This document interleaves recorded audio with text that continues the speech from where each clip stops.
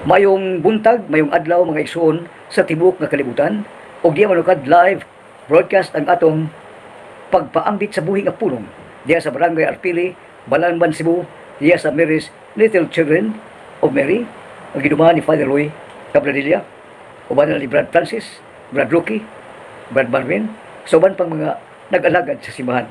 O karumutag ipambit ato ang pulong sa Dios sumala ni San Juan kapitulo 1 bersikulo 1 ngadto sa 14. Ang pulong Dios, ang pulong uban sa Dios, ang pulong nahimong tao ug mipuyo sa matag usa kanato sa tibuok nga kalibutan. Ug atong sugdan karong adlaw, adlaw Huwebes, Oktubre 10 karong adlaw. Huwebes ug ipambit nato sa tibuok kalibutan ang buhi nga pulong sa Dios. Ug karong adlaw, November 10, 2022, adlaw Huwebes, kapistahan sa ubang mga simbahan ni San Leon Magno, usa ka papa ug doktor sa simbahan. O karon atong sugdan ang pagpaambit sa pulong sa Dios. Sa ngalan sa Amahan ug sa Anak ug sa Espiritu Santo. Amen. Ang pulong sa Dios karong adlaw. Alleluia. Ako ang punuan sa paras ug kamo ang mga sanga. Nag-ingon ang Ginoo. Ang magpabilin kanako ug ako diha kaniya mamugdaghan. Alleluia. Ang pagbasa gikan sa Santos nga Ebanghelyo sumala ni San Lucas. Himayaon ikaw, o Ginoo. May mga Parisiyo nga nangutana kang Hesus kung kanus ang maghari ang Dios. Mitubag siya, ang paghari sa Dios dili butang nga inyong makita. Walay makaingon aniara o atuara, kay ang paghari sa Dios anaa sa sud kaninyo. Unya mingon siya sa mga tinunan, muabot ang panahon nga mangandoy kamo pagtan-aw sa usa sa mga adlaw sa Anak sa Tao. Apan dili gayud kamo makakita nini. Adunay daghan nga nagkamuingon, tuwa dito o di adiri. Apan ayaw kamo pag-adto aron pagsusi nini. Ingon ang kilat mukilab tadlas sa kalangitan gikan sa usa ka bahin ngadto sa pikas ka bahin. Mausap unya ang pag-abot sa Anak sa Tao. Apan una sa tanan kinahanglan mag-anto siya pag-ayo. Ug unya isalikway sa mga tao nga nagpuyo niining panahon na karon. Ang Ebanghelyo sa Ginoo. Daygon ikaw o Kristo. Sa ngalan sa Amahan ug sa Anak ug sa Espiritu Santo. Amen.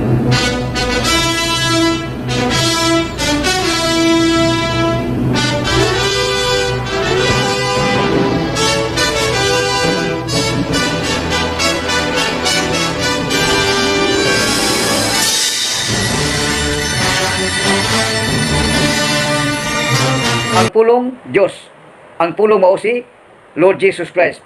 Gumikan sa kadakusang kugma sa Dios Amahan, iyang gipadala dinhi sa kalibutan. Ang iyang pinalangga ug bugtong anak nga mao ang pulong. Inig-abot sa kalibutan, ang pulong miadto sa usa ka arkanghel. O ang arkanghel nga si Arkanghel Gabriel nagigsulti sa batanong babae, 14 ang edad.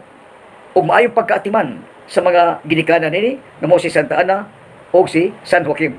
May pagtudlo, may pagamuma, hangtod bidako ang usa ka babatanong babae nga way buling, wa mang pagkasala og nagpabilin nga balaan ang kinabuhi hangtod dalagita siya.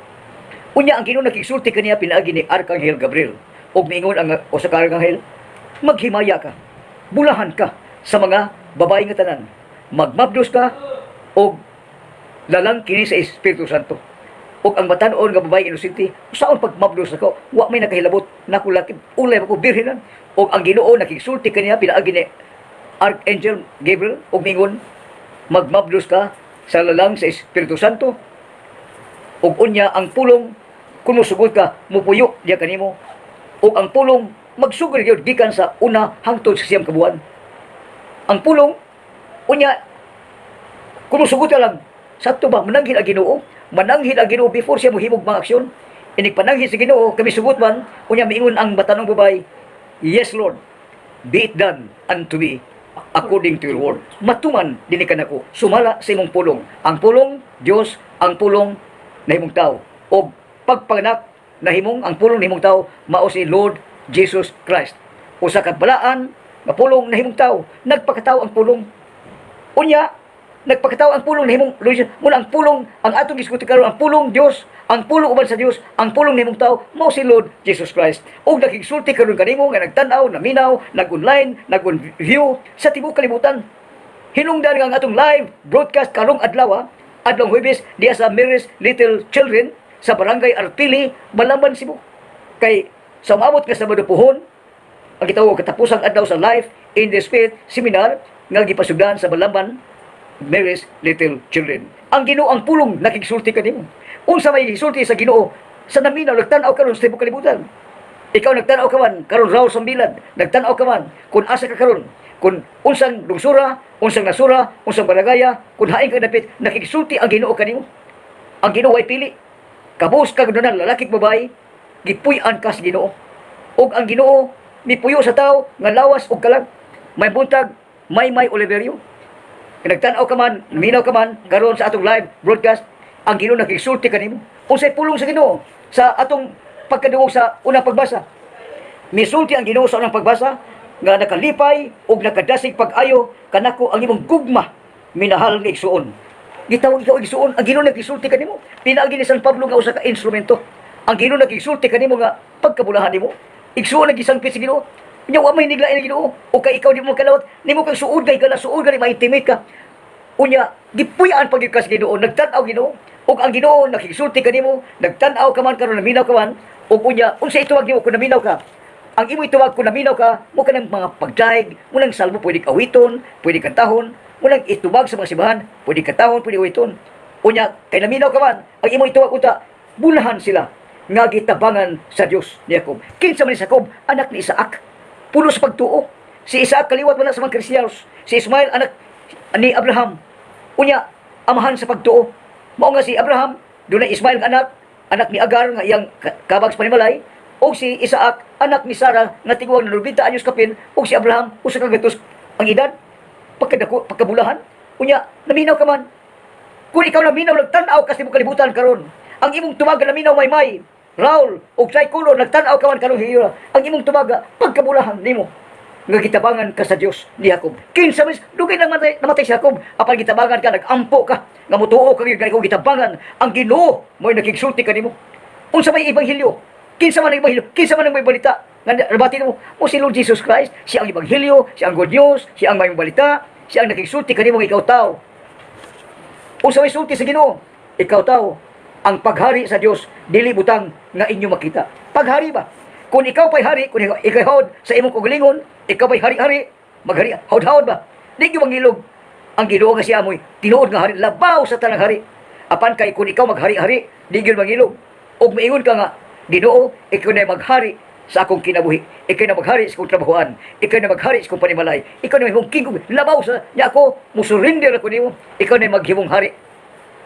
Kung mahimo ka ng hari, inighari mo, ang iyong paghari-hari, usbon yun, sa tinuod nga hari, labawng hari, o ang imong giharian nga di makita, nya, ang Ginoo nga di makita, may puyo man kanimo, ikaw nga naghari-hari, naghudhawd, usbon ang imong giharian sa tinuod nga hari.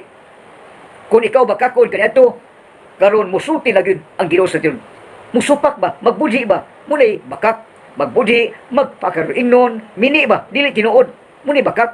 Apan kung musulti kag si tinuod, muwali kag tinuod, mubuhat kag tinuod, mao ka lang paghari sa Dios, magsugod na diha sa imong pagkatao. Magsugod na.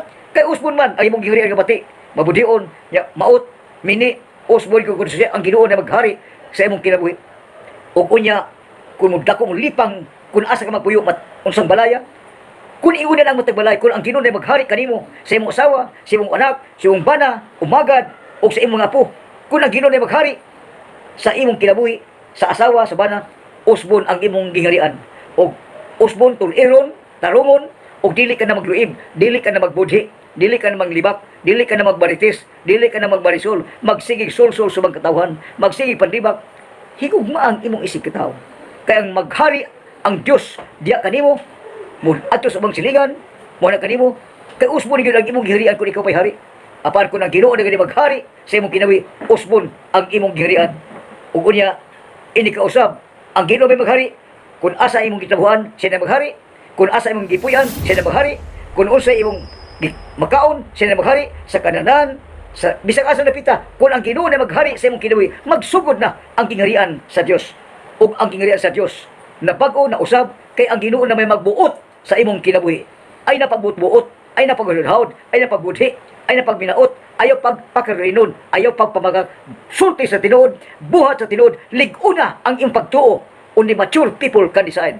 Immature people, bisag pila iba yung ilarigor, immature ka ni paling-paling, immature people cannot decide. Only mature, ligon na pagtuo, mahingpit, malik ini kahingpit, ini kalikon, ini kabalaan, magsugod na ang imong gihirian ug makasuod ka na sa kingharian sa langit. Ang dapit, kung ikaw magmahingpit, magbalaan, maghuli sa imong kinabuhi, mahingpit, mabalaan, sama ka sa mga birhen. Ang gitamay, gibudian sa atong igsuon, na way pagkigugma, way pagmahal, apan ang magbilhin, mituman, misugot sa kabubuton sa Dios. O kamituman man, mula ang tao, ang Ginoo, ni puyo sa kinabuhi, o pagkadakog rule sa inahan. Ang inahan pagsugot sa inahan pagtuman, mipuyo sa iyang kinabuhi, ang Ginoo o ang kingharian, nagsugod na sa pagkarayna, pagkari, muna gigantihan siya sa ibaya sa langit, sa iyang pagkarayna sa pagtuman, gigantihan siya, o sa iyang ganti, mahimo siyang rayna sa langit o sa yuta. Rayna sa tanang kabuhatan, the Immaculate Conception, the Immaculate Heart of Mother Mary, the mediatrix of all grace, the refuge of sinners, o inahan sa Dios. Pagkadakog rule, inahan sa Dios. Kung dunay rayna, adunay si hari. Ang hari maong labaw, ang Ginoo, o ang mahal nga birhen, mao ang babay, rayna sa kinabuhi sa tao, o magsugod na ang gingharian sa kinabuhi sa tao, kung ikaw magbahingpit, magbalaan sa imong kinabuhi. Amen. Amen. Himaya samahan, og sa anak, og sa Espiritu Santo, mayon sa sinugdan, karon ug sa gihapon, hangtod sa kanturan. Amen. Sa ngalan samahan, og sa anak, og sa Espiritu Santo. Amen. Daghang salamat sa inyong pagtanaw, daghang salamat sa inyong pagpaminaw sa buhing nga pulong. Ang pulong Dios, ang pulong uban sa Dios, ang pulong nimong tao, mo si Lord Jesus Christ, ug mipuyo sa matag kinabuhi sa mga tao nga nagpuyo sa silong sa langit, nga mong gitawag og kalibutan. Daghang salamat.